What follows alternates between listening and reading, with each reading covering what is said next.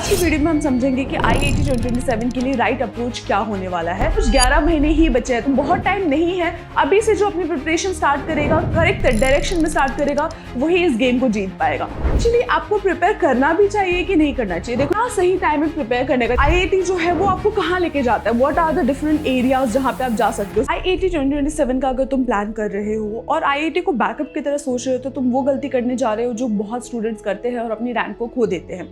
आज की वीडियो में हम समझेंगे कि IIT 2027 के लिए राइट अप्रोच क्या होने वाला है, क्योंकि एक चीज़ याद रखो, ये जो एग्जाम है ये कोई बैकअप नहीं है। इसका जो पैटर्न है वो बहुत डिफरेंट है किसी भी कॉम्पिटिटिव एग्जाम से, जैसे कि JEE एंड नीट से। काफ़ी स्टूडेंट सोचते हैं कि हमने JEE की प्रिपरेशन कर ली है तो हमारा IIT हो जाएगा। काफ़ी सोचते हैं कि हमने नीट की प्रिपरेशन कर ली तो हमारा IIT हो जाएगा। पर आज ये जो मिथ है मैं बस्ट करने वाली हूँ, क्योंकि एक चीज़ याद रखो, IIT का जो पूरा पैटर्न है that is very different and competition increase होता जा रहा है। जो कट ऑफ है वो हर साल इंक्रीज होता जा रहा है। तो रियलिटी को समझेंगे और तुम्हें ये रोड मैप में देने का ट्राई करूंगी कि एक्चुअली तुम प्रिपरेशन कैसे कर सकते हो कि तुम्हारी जो चांसेस है IIT में सिलेक्ट होने के लिए वो इंक्रीज हो जाए। क्योंकि रिमेंबर वन थिंग, बहुत सारे इंपॉर्टेंट इंस्टीट्यूट्स एंड और भी कितने सारे नए दरवाजे खुल रहे हैं इस एग्जाम के थ्रू, और बहुत सारे नए नए इंस्टीट्यूट्स में हर साल ऐड होते जा रहे हैं। तो 2027 में you never know what other institutes can also participate. तो आज हम ये देखेंगे कि तुम्हारा रोड मैप क्या होने वाला है, किस तरीके से तुम्हें इसकी प्रिपरेशन करनी है और कौन से मिस्टेक्स को अवॉइड करना है। एक चीज़ याद रखो कि कंफ्यूजन इज समथिंग जो तुम्हारा रैंक डुबाएगा। सबसे पहली बात करते हैं कि जो स्टूडेंट्स है काफ़ी बार इसको बैकअप की तरह ट्रीट करते हैं, वो उनका सबसे बड़ा मिस्टेक होता है। As I have already said, the pattern is very different and cut off, जो कट ऑफ है वो इंक्रीज होता रहता है। तो आप सिर्फ 3 सब्जेक्ट में सेफ प्ले करके नहीं इसमें आगे बढ़ सकते। अगर आपको रास्ता श्योर शॉट बनाना है तो you have to be more strategic. और अभी कुछ 11 महीने ही बचे हैं तो बहुत टाइम नहीं है। अभी से जो अपनी प्रिपरेशन स्टार्ट करेगा, करेक्ट डायरेक्शन में स्टार्ट करेगा, वही इस गेम को जीत पाएगा। तो सबसे पहले एक चीज़ याद रखो, ये कोई बैकअप नहीं है आपका। अगर आप सच में आईसर में जाना चाहते हो, साइंस अगर आप सच में लेना चाहते हो तो ही IIT आपके लिए है। क्योंकि एक चीज़ याद रखो, ये कोई प्लेसमेंट का डायरेक्ट रास्ता नहीं देता है। आईसर्स कोई प्लेसमेंट का डायरेक्ट रास्ता नहीं देते हैं। दे open up many doors for you, but ये कोई शॉर्टकट नहीं है। अगर आपका गोल है, जो कि कोई प्रॉब्लमैटिक चीज़ नहीं है, अगर आपका गोल है कि आपको जॉब चाहिए तो I would say IISERs are not for you. अगर आप इसमें शॉर्ट रन के लिए सोच रहे हैं कि आपने 4 साल पढ़ाई की, 5 साल पढ़ाई की और आपको तुरंत जॉब मिल गया, मिलता है, लोगों को मिलता है, but that is an exception. But if you want to reach really high up और तुम्हें वो जो साइंस का जो पूरा जर्नी है, जो एज अ सब्जेक्ट्स आपके कुछ फेवरेट है, तो ही आपके लिए सही रास्ता होने वाला है। तो सबसे पहले आपको पैटर्न तो जैसे पता ही है कि IIT है क्या, आईसर एप्टीट्यूड टेस्ट, जो कि आपको जो इनका flagship 5 year BSMS dual degree course है उसमें के लिए आपको एक तरीके से रास्ता देता है। बट अभी और भी बहुत सारे इंटरेस्टिंग कोर्सेस है, जैसे कि आईसर भोपाल का BTech BS प्रोग्राम्स भी ओपन है बहुत सारे आईसर्स में, एंड IISc बैंगलोर, अभी IIT गुवाहाटी, इस टाइप के इंस्टीट्यूट्स भी इसमें पार्टिसिपेट कर रहे हैं जो अपने अलग अलग टाइप के कोर्सेज को प्रोवाइड करते हैं। ऑब्वियसली इन सब के जो क्राइटेरिया है, फॉर एग्जांपल IISc बैंगलोर में आपके पास मैथ होना कंपलसरी है। सिमिलरली जो दूसरे इंस्टीट्यूट्स होते हैं उनका सब्जेक्ट क्राइटेरिया रहता है जो आप अपने एंड से चेक कर सकते हो। एंड अगर आप इंटरेस्टेड हो प्लीज़ कॉमेंटेड, मैं आपके लिए एक डेडिकेटेड वीडियो भी बनाऊंगी कि जो दूसरे इंस्टीट्यूट्स है वो कौन कौन से कोर्सेज प्रोवाइड कर रहे हैं अभी तक, उनका क्या क्या क्राइटेरिया रहता है। Now otherwise if you see, आईसर्स के खुद के 7 कैंपसेस हैं। इस एग्ज़ाम में 4 सब्जेक्ट टेस्ट होते हैं और जैसे जैसे कट ऑफ इंक्रीज होगा वैसे वैसे 4 सब्जेक्ट्स की जो इंपॉर्टेंस है वो भी ज़्यादा होने वाली है। क्वेश्चंस आपके 60 आते हैं, दैट मीन्स कि 15 क्वेश्चन पर subject. And if you want to be in the top then आपको 4 सब्जेक्ट्स एक्चुअली करने पड़ेंगे, उसका कोई दूसरा रास्ता नहीं है। एंड ड्यूरेशन 3 आवर्स का होता है। वेरी वेरी इंपॉर्टेंट, इसका जो पैटर्न है ये रटने वाला पैटर्न नहीं है एग्जाम का, शॉर्ट ट्रिक्स वाला एग्जाम नहीं है ये। JEE में शॉर्ट ट्रिक्स, स्पीड, ये सारी चीज़ें मैटर करती है। नीट में रिकॉल, मेमोरी, ये मैटर करता है। बट IIT में एक्चुअल एप्लीकेशन मैटर करता है। तो that is the most important differentiator. सबसे ज़्यादा डिफरेंस वही क्रिएट करता है। जो बच्चा अपना एक्चुअल कंसेप्चुअल अंडरस्टैंडिंग को इम्प्रूव करता है वही इसमें ज़्यादा अच्छे से परफॉर्म कर पाता है। तो ये आपको ध्यान में रखना है। अगर हम आगे की बात करें तो आपको ये याद रहना चाहिए कि एक्चुअली आपको प्रिपेयर करना भी चाहिए कि नहीं करना चाहिए। देखो एक चीज़ है कि काफ़ी लोग सोचते हैं कि प्रिपेयर करने की ज़रूरत नहीं है, नीट हमने किया, नीट हम कर रहे हैं, JEE हम कर रहे हैं, तो हमारी प्रिपरेशन कहीं ना कहीं हो जा रही है। मैं बोलूँगी यू आर नॉट रॉन्ग।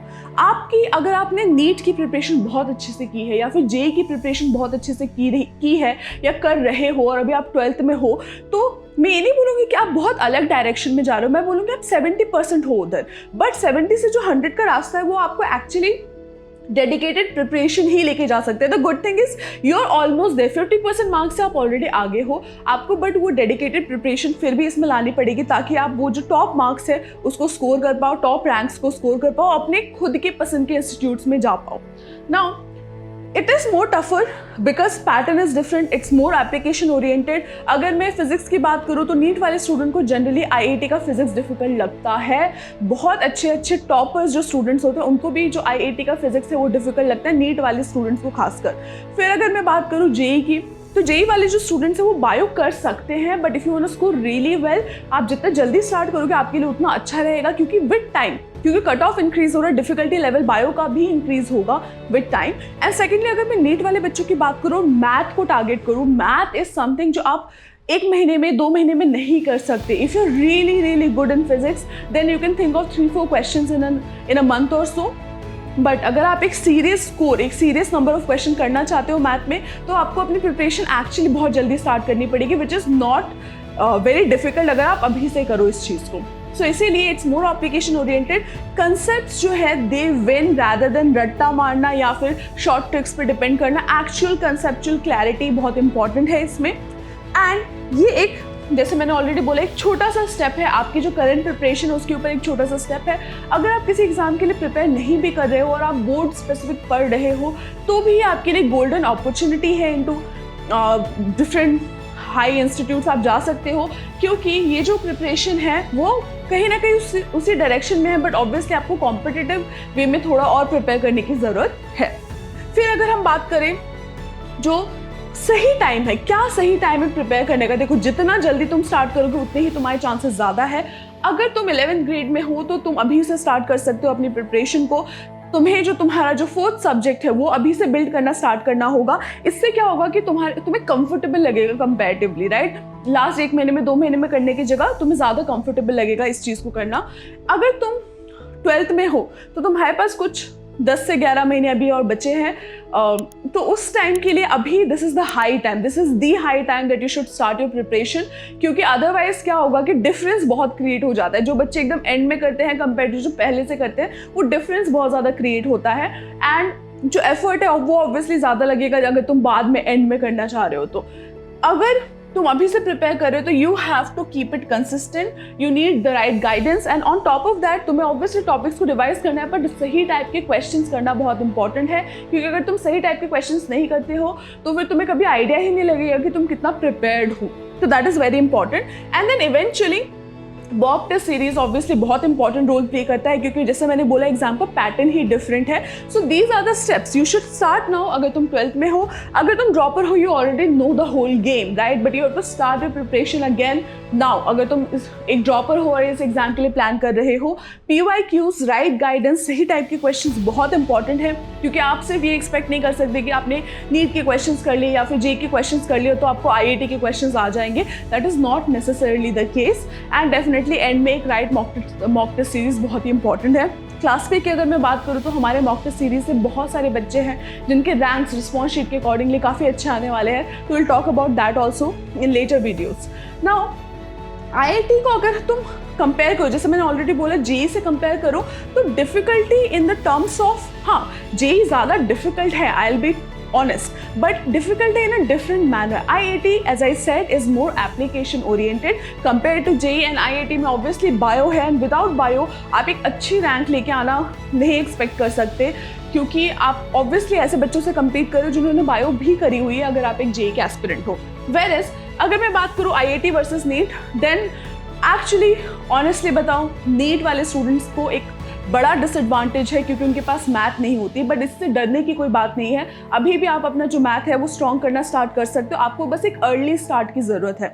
अगर आप एक अर्ली स्टार्ट करते हो तो definitely you can score marks in math as well. And physics थोड़ा डिफिकल्ट आता है तो वो एक और चीज़ है जो आपको ध्यान में रखनी है। सो इट्स नॉट कोई IIT जो एक राइवल नहीं है, इट्स अ पैरेलल ऑप्शन आपके लिए, क्योंकि अच्छे अच्छे पोजीशंस पे साइंस रिलेटेड करियर्स आप इसमें से सिलेक्ट कर सकते हो अगर आपका किसी भी अच्छे आईएसआर में या फिर आईआईएससी बैंगलोर जैसे इंस्टीट्यूट में हो जाता है तो।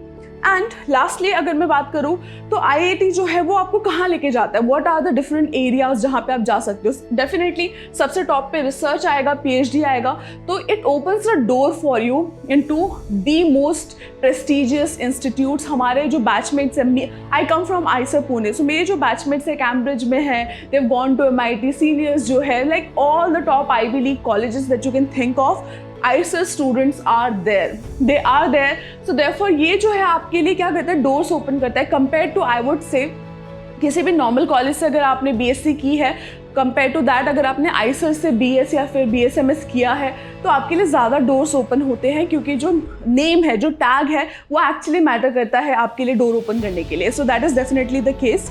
And then industry and R&D में भी बहुत सारे रोल्स होते हैं, स्पेशली अगर आप बहुत एप्लीकेशन ओरिएंटेड फील्ड्स में हो तो आपको जो फील्ड है वो मैटर करता है आईएसआर में जाने के बाद भी, कि आप for example data science based courses है, मैथ में कोर्सेज है, केमिस्ट्री में कोर्सेज, इन सब में इंडस्ट्री एंड R&D से भी बहुत ही अच्छा ट्रांजिशन हो सकता है। एंड एकेडमिया अगर आपको अच्छा लगता है, आप रिसर्च में कंटिन्यू करना चाहते हैं, तो that is like higher studies and all के लिए definitely this is one of the best way. So I would say if you are thinking of the 7 institutes, then IISER aptitude test is the way to get into them, and that will take you to IISER Pune, Mohali, Kolkata, Bhopal, Trivandrum, Rampur and Tirupati. So these are the 7 IISERs, and I would say once you get into them, it's what you do जो matter करता है।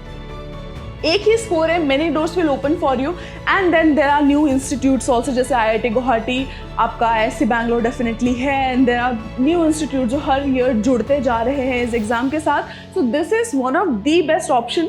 Competition अभी increase definitely हो रहा है पर उस level तक नहीं पहुंचा है, तो इसीलिए आपके लिए एक बहुत ही अच्छा ऑप्शन है to get in to one of the best institutes in India. And जो कैंपसेस है, जो फैसिलिटीज़ प्रोवाइड होती है आईएसएस में, वो आप वीडियोस में देख ही सकते हो, कैंपस टूर्स में देख ही सकते हो। This is like the best जो इंडिया में किसी भी इंस्टीट्यूट में मिलता है। और मैं गवर्नमेंट इंस्टीट्यूट्स की बात करूँ तो this is one of the best. बहुत सारे प्राइवेट इंस्टीट्यूट्स के साथ ये टक्कर में है in terms of lab and the facilities that are there, hostels जो है, जो कैंपसेस अवेलेबल है। सो डेफिनेटली आपका जो कॉलेज लाइफ होगा that will also be really happening. So therefore, if you're thinking of preparing for IISER, if you love science, then IIT is worth it. And अभी ही आपके पास time है कि आप अपना प्रिपरेशन स्टार्ट करो इस पॉइंट ऑफ टाइम से, ताकि आपके जो चांसेस है किसी भी अच्छे इंस्टीट्यूट में जाने का वो इंक्रीज हो जाए।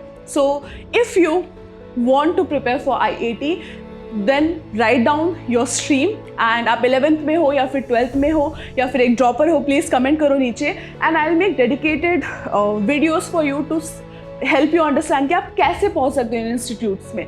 सो stay tuned, subscribe to the channel अगर आप न्यू हो तो, and I'll see you in the next one.